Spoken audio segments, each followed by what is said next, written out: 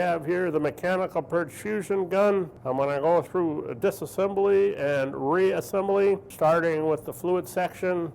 We're going to kind of take this off in stages and then reverse the process. So I'll go through a couple of tips and tricks along the way.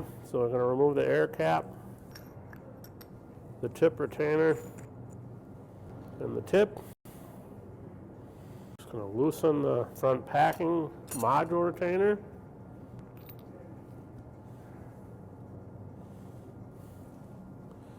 So the mixed modules here, usually that module's stuck, so we'll have to put the air to the gun and use the valving rod to assist in kind of jacking that out of there. You see how it already, a couple of triggers, usually you'll do the trick. So we can remove the mix module. And we can remove the fluid head retainer. And we can use our spin tight nut driver that came with the gun to remove the rear packing. The front packing and the rear packing are the same part number. Just use the valving rod to help extract the retainer.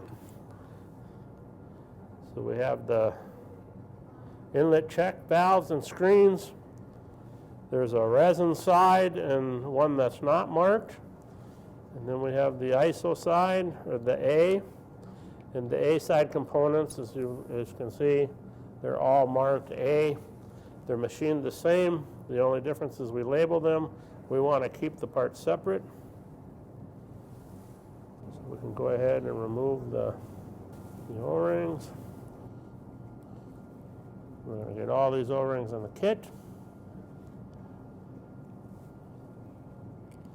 If you buy a genuine Graco part kit, you're going to get all the proper O-rings. And the O-rings will actually have a dot on them. You can see the red dot there. They're designed for the high temperatures and the chemicals that we work with when we're processing the chemicals that are for either a coating or foam.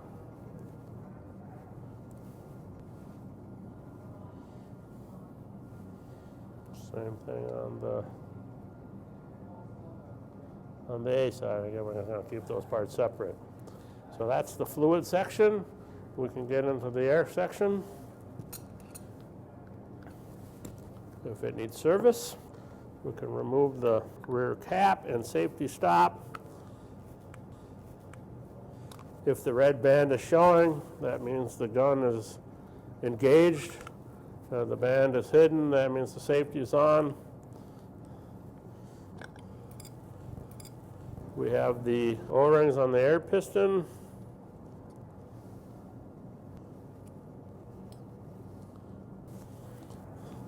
And there's a spring that holds the tension on the purge rod, and also an O-ring there. So we want to make sure that we replace this O-ring. It's also in the kit. Valve rod over there. We're going to make sure that valve rod is nice and clean and there's no burrs. We don't really want to use a razor blade on this because it'll tear up your mix module and your packings.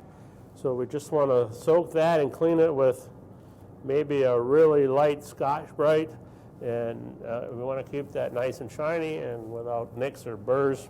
You can see that spring that just holds the tension against the threads to keep the rod in the proper adjustment. So this will have the O-ring here for the face because we have clean off air that I didn't remove.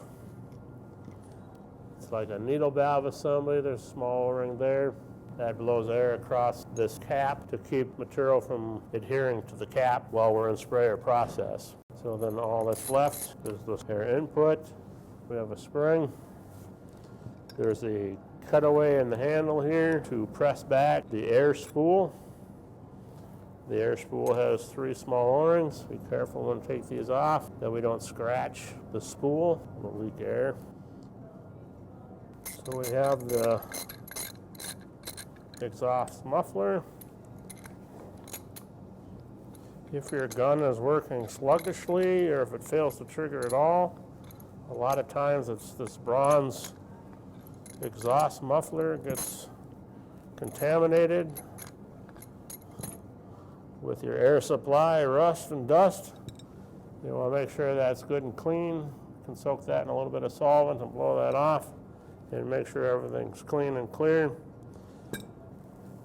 You can see that we have all the air passageways. All of these passageways can be accessed straight on, with the exception of the one that goes down through the center. We have to remove this plug, and then we can gain access to that hole. Then there's the one to the front for the clean-off air. And that gun is pretty much broken down. We'll get everything cleaned up and back together then.